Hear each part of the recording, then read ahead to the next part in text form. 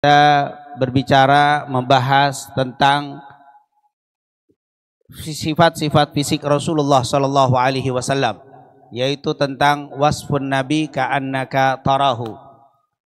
Sifat Rasul Sallallahu Alaihi Wasallam seakan kamu melihatnya.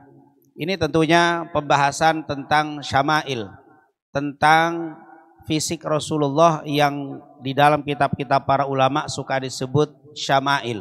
Seperti Al-Imam Al-Turmudi mengarang kitab yang berjudul Asy-Syama'il Al-Mustafawiyah wal Khasa'is, dikatakan Asy-Syama'il Al-Muhammadiyah wal Khasa'is Al-Mustafawiyah. Nah, ini tentunya pembahasan kita, dan alhamdulillah kita sudah buka pada pekan lalu atau pada bulan yang lalu tentang bagaimana pentingnya mengenal fisik Rasulullah sallallahu alaihi wasallam. Karena sudah kita jelaskan, man arafahu ahabbahu wa man ahabbahu ata'ah. Siapa yang mengenalnya dia akan mencintainya, dan kalau sudah mencintai insya Allah akan mudah mengikutinya. Nah, mulai kita dari fisiknya Rasul sallallahu alaihi wasallam, bentuk badannya diceritakan di dalam beberapa hadis, baik riwayat Imam Al-Bukhari dan juga Imam Turmudi yang lainnya mengatakan bahwa Rasulullah sallallahu alaihi wasallam berperawakan tegap, dan beliau tidak terlalu tinggi dan juga tidak terlalu pendek. Beliau berperawakan sedang di antara kaumnya. Nanti kita akan lebih detailkan bagaimana fisik badannya dan seterusnya. Ini baru dari tinggi dan pendeknya, beliau orangnya sedang di kaumnya. Sebagaimana dikatakan oleh Anas bin Malik, karena Rasulullah laisa bitawilil ba'in wala bil qasir. Nabi itu orangnya tidak terlalu jangkung, tidak terlalu tinggi, dan juga tidak terlalu pendek. Disebutkan lam yakun Rasulullah bitawilil mumaghid. Rasul itu bukan orang yang terlalu tinggi, mungkin bahasa kita jangkung, ketinggian, wala bil qasiril mutaraddid, dan Rasul juga tidak terlalu pendek. Walaka narabah minal qaum. Beliau termasuk orang yang sedang di kaumnya. Itu tentunya secara garis besar fisik Rasul sallallahu alaihi wasallam. Nah, kita lihat, karena Rasulullah SAW marbu'an ba'id ma bainal manqibai. Rasulullah SAW itu orangnya sedang, badannya sedang, dan dadanya bidang. Nanti kita akan bahas dimulai dari kepala Rasul, dari rambut sampai ke bawah. Ini baru muqaddimah tentang bagaimana badannya Rasul SAW. Dan kita mulai dari kepalanya Nabi. Yang pertama, kata Ali bin Abi Thalib, Rasulullah memiliki kepala bentuknya tengkorak kepala Rasul itu besar. Dikatakan karena Rasulullah laisa bitawil wala bil qasir dhakhmur ra's. Jadi kepala tengkoraknya itu besar, dan tentunya menunjukkan kegagahan Rasulullah, karena Rasulullah badannya tegap besar, jadi kepalanya juga sesuai dengan bentuk badannya. Tentunya kalau ada orang badannya besar, kepalanya kecil malah lucu nanti. Tidak gagah. Nah, di masa itu gagah sesuai dengan badannya Rasulullah sallallahu alaihi wasallam. Lam yakun, kata Ali bin Abi Thalib, lam yakun Rasulullah bil tawil wala bil qasir stathnal kaffaini wal qadamain. Nanti telapak tangannya kulitnya tebal dan juga telapak kakinya tebal. Dhakhmur ra's. Kepalanya atau tengkorak kepalanya besar. Ini dalil-dalil yang menunjukkan berarti Rasulullah SAW kepalanya itu besar. Dan kata para ulama, salah satu kelebihan Rasulullah SAW itu adalah gagah dilihat dari sisi kepalanya dan juga kecerdasannya. Makanya ada yang mengatakan sangat sesuai, yaitu kepala Rasul SAW. Nah, kita mulai masuk di rambutnya Rasul. Ini tentunya pembahasan tentang setiap materi yang kita bahas, kita akan mengambil hikmah dan pelajaran serta hukum fikih. Dimulai dari rambutnya Rasul. Yang pertama, tidak ada seorang manusia yang memiliki rambut seindah rambut Rasulullah. Berkata Humaid, su'ila an sya'rin Nabi. Humaid pernah ditanya bagaimana rambutnya Rasul sallallahu alaihi wasallam. Apa kata beliau? Ma ra'aitu sya'ran. Tidak pernah aku melihat satu rambut asbaha bi sya'rin Nabi, yang serupa dengan rambutnya Nabi Muhammad sallallahu alaihi wasallam. Tidak ada rambut yang lebih indah daripada rambutnya Rasulullah sallallahu alaihi wasallam. Dan ini menunjukkan bahwa rambutnya Nabi ini tidak bisa, kita serumpamakan atau kita serupakan dengan rambut fulan-fulan, tidak ada. Karena kata beliau, ma ra'aitu, tidak pernah aku lihat ada satu rambut atau rambut yang dimiliki oleh seseorang yang lebih indah daripada rambutnya Rasul sallallahu alaihi wasallam. Makanya nanti Al-Imam Al-Qadhi Iyad mengatakan di dalam kitabnya Asy-Syifa, orang itu bisa mencintai Nabi atau bisa mencintai seseorang karena 3 sebab. Karena kesempurnaan fisik, karena kebaikan perilaku, atau karena jasa. Dan Nabi Muhammad 3-tiganya ada. Kesempurnaan fisik tidak ada yang menyamai Nabi Muhammad sallallahu alaihi wasallam. Nah, berkaitan dengan rambut Rasul ini, begitu banyak para ulama yang menjadikan rambut Rasul ini sesuatu yang berbeda dengan rambut makhluk Allah yang lainnya. Contohnya, para sahabat sangat-sangat memuliakan rambut Rasul. Berkata Al-Imam Ibnu Sirin. Ibnu Sirin ini adalah Muhammad Ibn Sirin Al-Basri yang meninggal tahun 110 Hijriah. Semasa, segenerasi dengan yaitu Al-Imam Hasan Al-Basri. Hanya saja Al-Hasan Basri meninggal 100 hari kemudian baru Muhammad bin Sirin meninggal. Dan Muhammad bin Sirin namanya Muhammad bin Sirin. Sirin ini ayah beliau adalah pembantunya Anas bin Malik. Pembantunya Anas bin Malik. Anas bin Malik adalah sahabat Rasul sallallahu alaihi wasallam. Maka Ibnu Sirin pernah mengatakan, qultu li Abidah. Aku pernah berkata kepada Abidah. Abidah ini adalah Abidah bin Amr As-Salmani. Abidah bin Amr As-Salmani, seorang sahabat. Dia hidup semasa dengan Rasul, tetapi beliau tidak bertemu dengan Rasul sallallahu alaihi wasallam. Jadi beliau orang Yaman, Rasulullah di Madinah, dan beliau dengar dakwah Nabi, dia masuk Islam. Tapi Abidah ini tidak sempat ketemu dengan Rasul, maka disebut bukan sahabat. Karena syarat sahabat itu orang yang bertemu dengan Nabi dalam keadaan beriman, meninggal dalam keadaan iman, itu namanya sahabat. Ya, Abu Jahal walaupun ketemu Nabi tidak dihitung sahabat karena tidak beriman. Karena ada yang bilang semua sahabat baik, tidak betul. Itu Abu Jahal sahabat tapi nggak baik. Nah, ini salah ngerti dia makna sahabat. Sahabat itu man laqiyan nabi fahuwa mu'minun wa mata ala islami. Nah, Abidah ini ketemu semasa tetapi tidak berjumpa dengan Rasul. Abidah ibn Amr As-Salmani, beliau berkata, si Ibnu Sirin, Muhammad bin Sirin berkata kepada Abidah, indana min sya'arin nabi. Wahai Abidah, saya punya 1 atau 2 helai rambut Nabi. Kata Ibnu Sirin, asobnahu, yang kami terima, min kibali Anas, dari Anas, au min kibali ahli Anas, atau dari keluarga Anas. Jadi kita paham, karena Muhammad bin Sirin punya ayah namanya Sirin, pembantunya Anas. Dan Anas bin Malik nanti punya ayah tiri namanya Abu Talha. Ibunya Anas bin Malik Ummu Sulaim. Abu Talha ini waktu Rasulullah haji wada, nah, di waktu haji beliau cukur botak Rasulullah. Waktu nyukur botak itu rambutnya Nabi itu diperebutkan oleh para sahabat. Itu semua sahabat kumpul mau dapat rambutnya Nabi.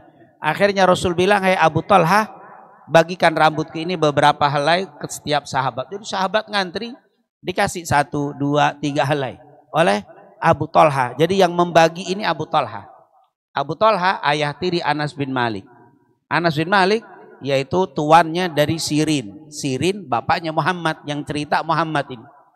Kata Muhammad, Abidah, saya punya rambut Rasulullah di rumah. Nah, ini tentunya tidak diragukan kebenaran rambut Nabi itu, karena sanadnya nyambung, karena beliau mendapat dari ayahnya, ayahnya mendapat dari tuannya, tuannya mendapat dari ayah tirinya. Ini namanya sanad.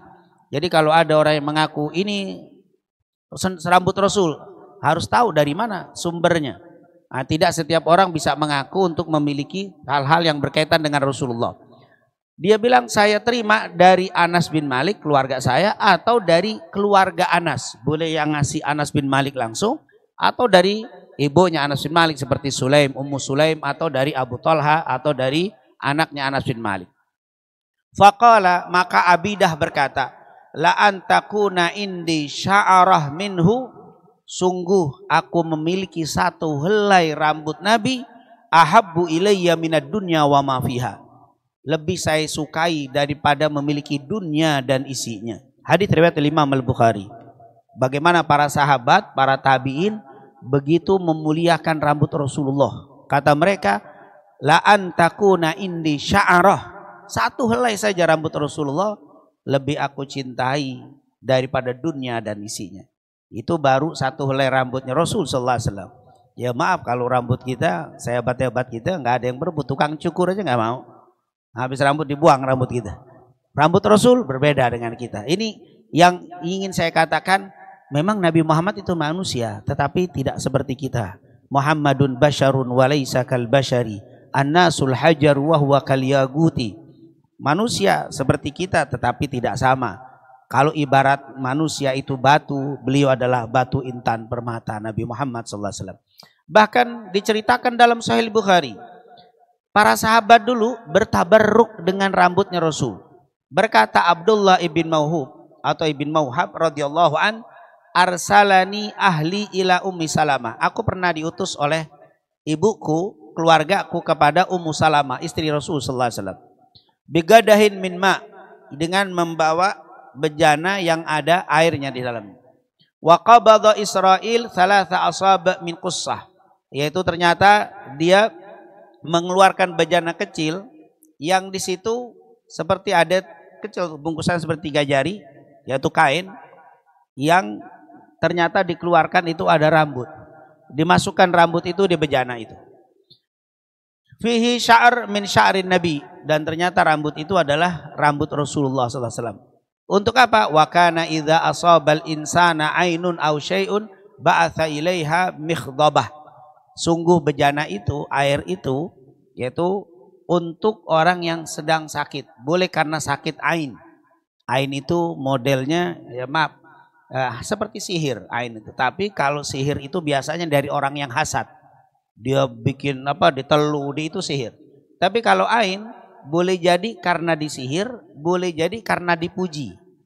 Nah, ketika kita melihat seseorang yang ganteng, seorang yang unik gitu, terus kita bilang mengaguminya tanpa menyebut nama Allah, itu bisa kena ain. Nah, ain ini kata para ulama lebih berbahaya sebenarnya, lebih banyak orang kena sakit gara-gara ain daripada sihir.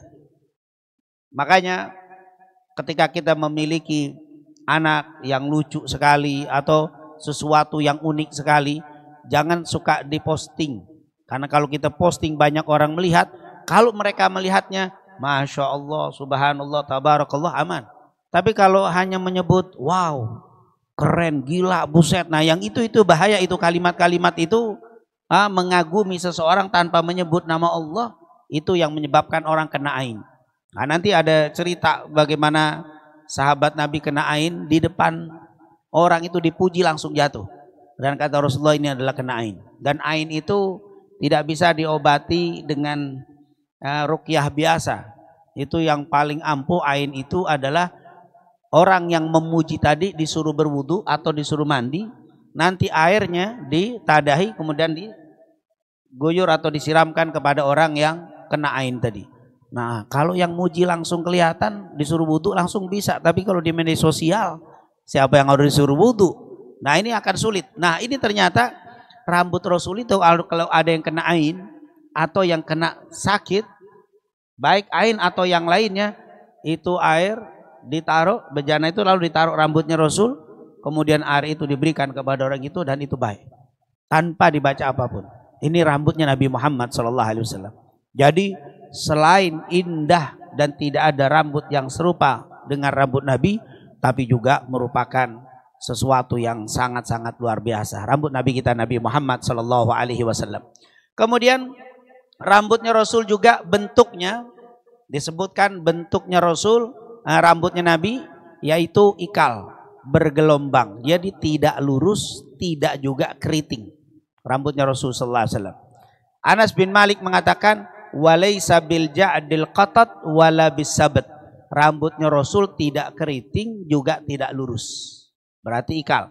Berkata Ali bin Abi Thalib, walam yakun bil ja'dil qatat wala bisabt kana ja'dan rajila. Sungguh rambut Rasulullah itu bergelombang. Artinya ikal, tidak lurus sekali, tidak keriting sekali. Itu rambut Nabi Muhammad SAW. Dan yang terakhir, rambut Rasulullah panjang. Nah nanti dari sini ada hukum. Karena nanti dari hadis ini, nanti orang rambutnya mungkin panjang ngikut Nabi. Bagaimana hukumnya? Nah, Bara ibn Azib radhiyallahu an mengatakan, wa kanat jummatuhu tadribu syahmata udunai.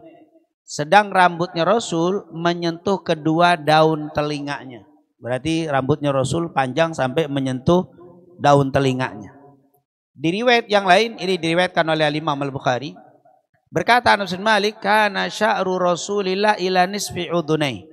Kata Anas bin Malik, dalam riwayat Imam An-Nasa'i, rambutnya Nabi kadang menyentuh, kadang lebih di tengah telinganya sampai di sini. Kalau yang riwayat pertama di atas menyentuh, tapi yang kedua sampai setengah.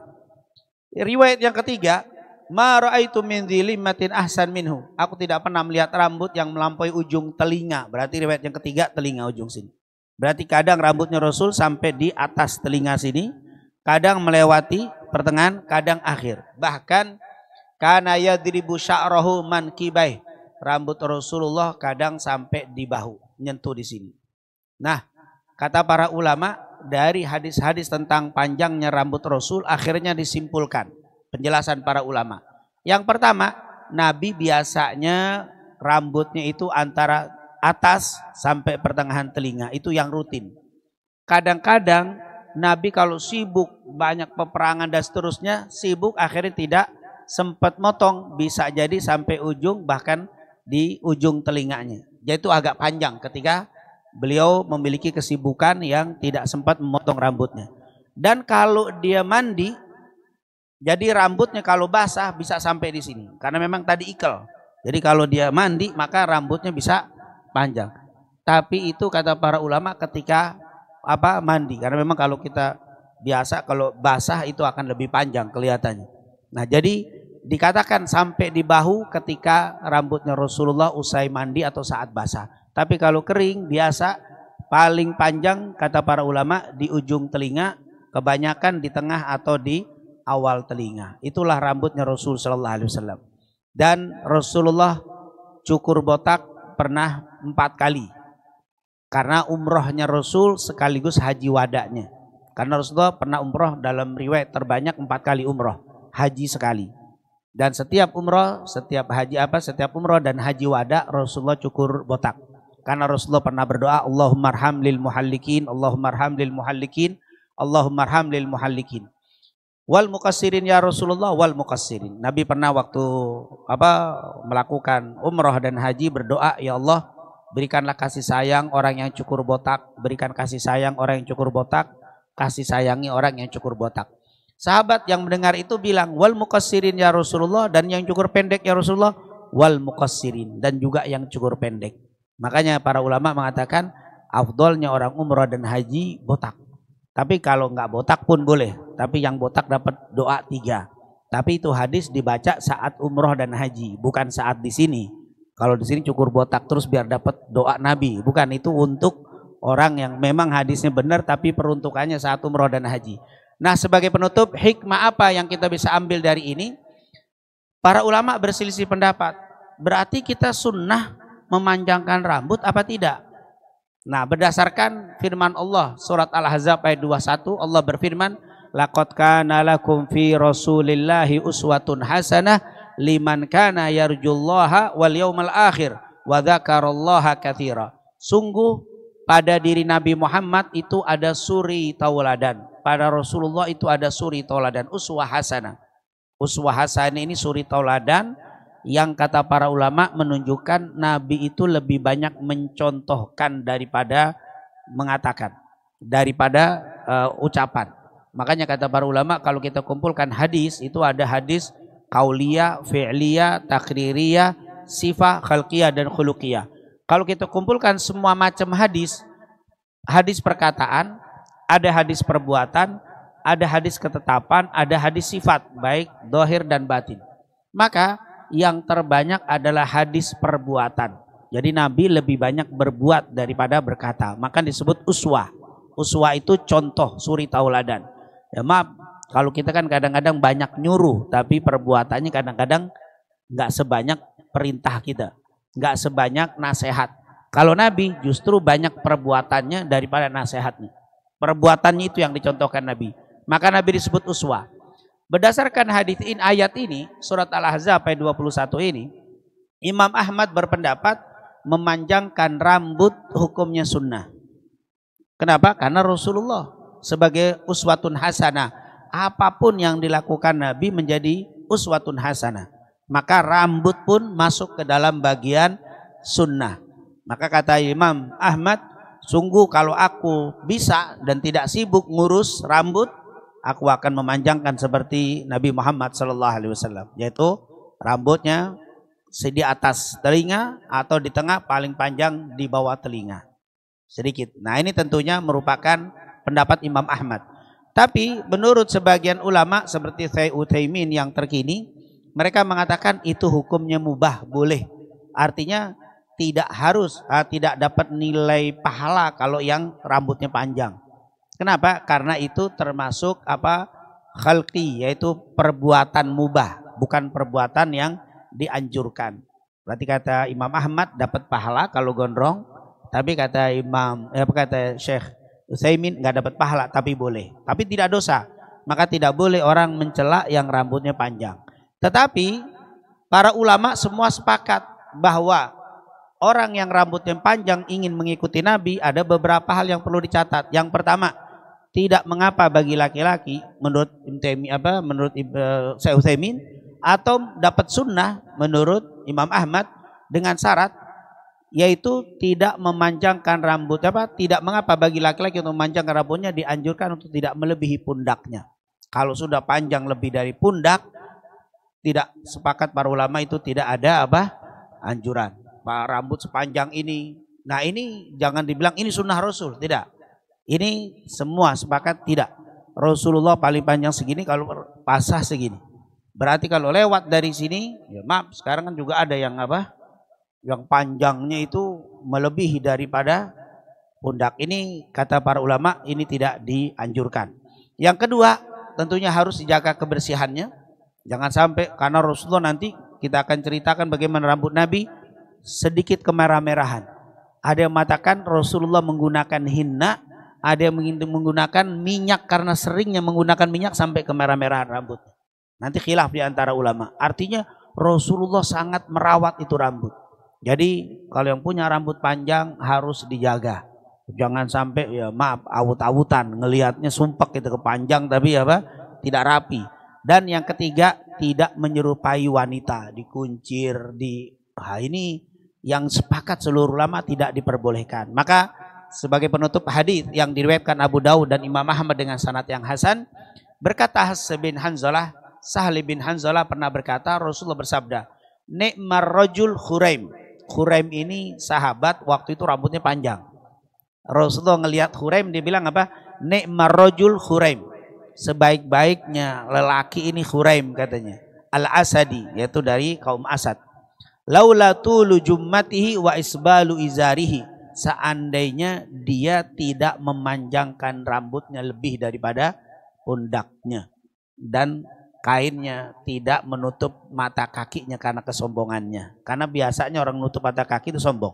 Maka Rasul bilang seandainya ini Khuraim, rambutnya nggak sepanjang itu, niscaya dia adalah menjadi orang yang terbaik. Mendengar hadis itu tentunya waktu Rasul bicara tidak didengar oleh orang sahabat si Khuraim.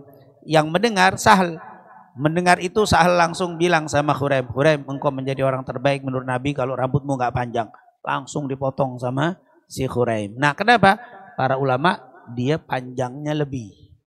Maka ini yang dicatat untuk mereka yang ingin mengatakan ikut sunnah Nabi gondrong. Tapi harus diperhatiin, jangan berlebihan, jangan dibentuk seperti wanita karena itu sesuatu yang tidak disukai, dan juga tentu harus dijaga. Nah, ini tentunya adapun kalau kita ngelihat, Ustaz saya ngelihat ada mungkin orang kenal agama tapi gondrong. Nah, ini tentunya kita punya alasan, nggak usah kita salahkan, mereka punya alasan yang tentunya yang bagi kita yang umumnya kita jaga seperti yang diajarkan Rasulullah sallallahu alaihi wasallam. Semoga apa yang kita bahas ini mendapatkan keridhaan dan keberkahan dari Allah Subhanahu wa taala, dan semoga Allah selalu memberikan taufik hidayah kepada kita untuk bisa ittiba mengikuti Rasulullah sallallahu alaihi wasallam yang diperintahkan oleh Al-Qur'an dan juga dicontohkan oleh Nabi kita Nabi Muhammad sallallahu alaihi wasallam. Amin.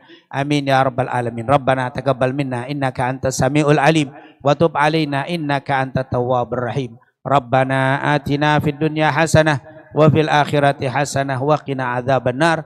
Wa sallallahu ala sayidina Muhammadin wa ala alihi washabihi wasallam walhamdulillahi rabbil alamin. Subhanakallahumma wa bihamdika asyhadu an la ilaha illa anta astaghfiruka wa atubu ilaik. Lebih kurangnya wassalamualaikum warahmatullahi wabarakatuh.